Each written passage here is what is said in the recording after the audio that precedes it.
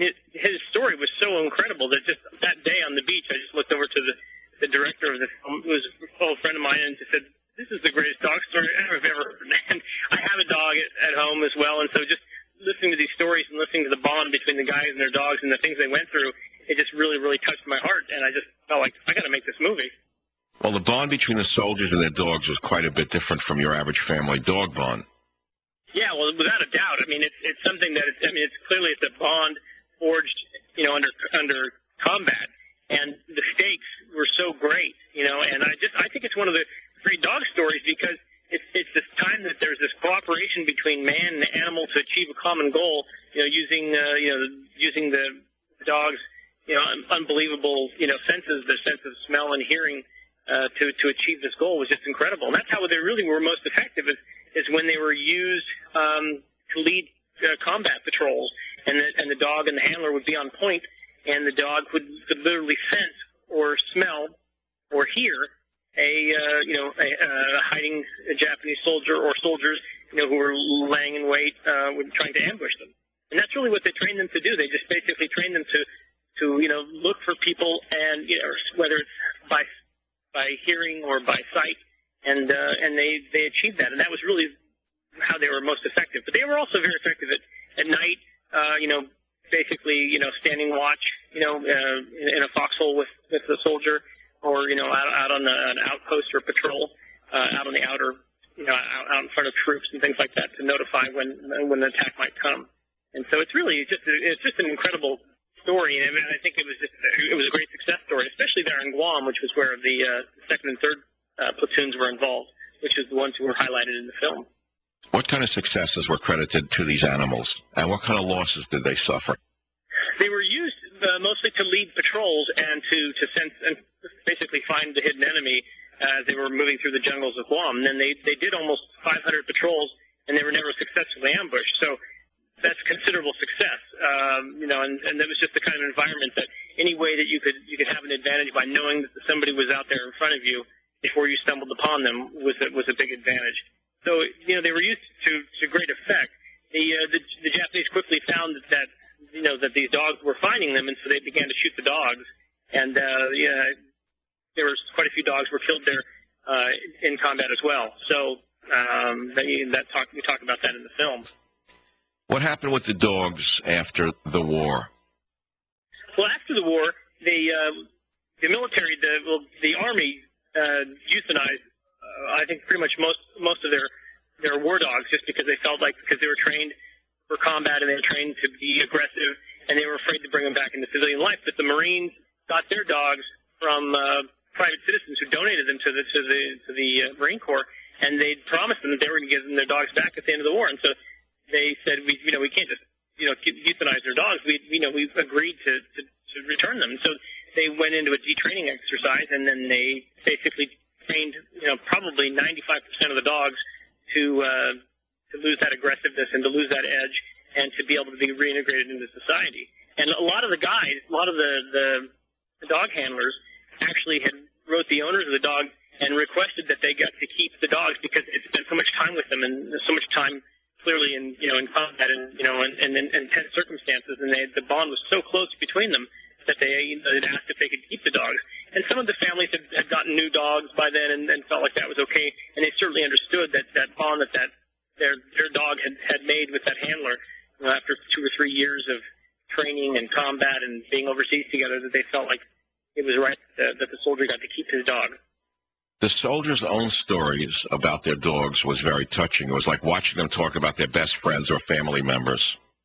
Oh, without a doubt. I mean, it's not just because this wasn't just a dog. This was somebody that most of the guys had all of the guys said that dog had saved their life. And so they felt like they owed their life to that dog. And so it was clearly not just a pet.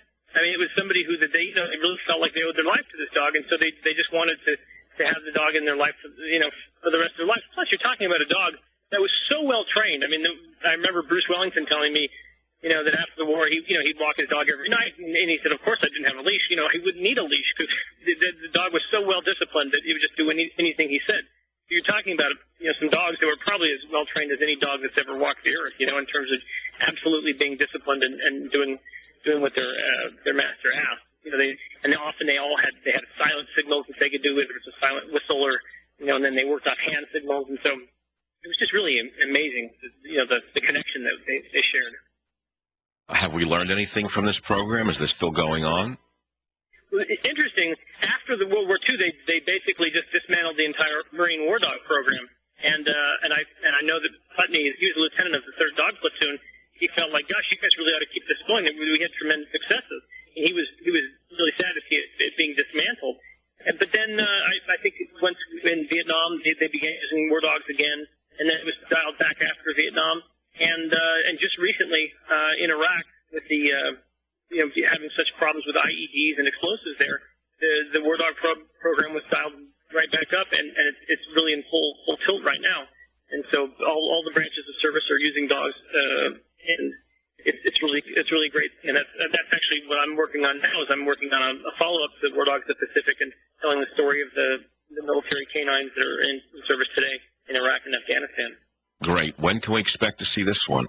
Well, I'm just begun shooting that film right now, so that I'm hoping in a year I can have it completely shot and edited and ready to go out there. But I screened the film for the Marines at Camp Lejeune, which is where the War Dogs of the Pacific Marines trained their dogs, and got great reactions from the Marines. And then afterwards, I talked to a lot of the canine Marines there, and just heard great stories and how they were making a real difference there.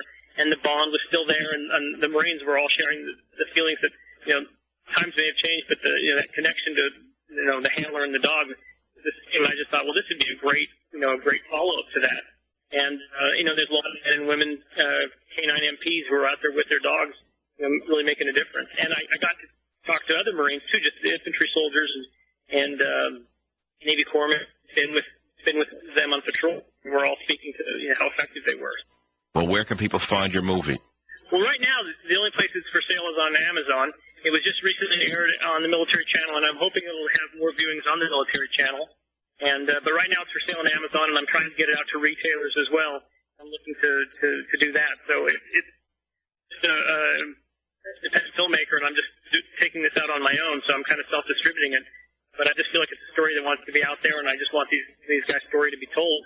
And that's really what, the start of this whole thing is when I met Bill Putney, I really wanted to, I thought this would be the best war film ever, and what a great dog story. And I auctioned his book, Always Faithful, which is a great story of his experience with Marine war dogs. And I wrote a screenplay, and I was just about finished with the feature screenplay, and Bill passed away. And it really reminded me that the story is going away as each of these guys dies. And I had interviewed Bill, and he'd written his book, but there's so many other dog handlers who didn't have a chance to tell their story. And so I started looking up all the dog handlers I could find and interviewing them and scanning their photos and things like that. And then eventually I started editing it together and made a documentary out of it. But it was really just it just came out of an attempt to just want to preserve this incredible story. Harris Dunn, thanks for a very touching documentary, and thanks again for being on the Savage Nation. Thanks, Michael. I really appreciate you giving some attention to the story, and I just really want whatever I can do to pay tribute to these amazing guys. I'm happy to do. This is the Savage Nation. Be here or be nowhere. Savage. The Savage Nation. Takes the news and tears it apart and puts it back together in a way that I can understand it. Talk 910 KNEW. Healthcare and tort reform. Lost in Obama's massive attempt to make socialized medicine a reality in the country is reining in the lawyers, or tort reform. You see, in order to avoid lawsuits, doctors practice what's known as defensive medicine. What that is based on fear of being sued instead of the patient's best interests. So the threat of frivolous lawsuits cost doctors and hospitals a tremendous amount of money. And so what they do is they do tests that they don't need just to avoid a lawsuit. That drives up medical costs. The Massachusetts Medical Society reports that 83% of doctors say they practice defensive medicine. This results in a huge number of needless tests and procedures each year. Did you know that 25% of all CAT scans, MRIs, and ultrasounds were done strictly for defensive reasons?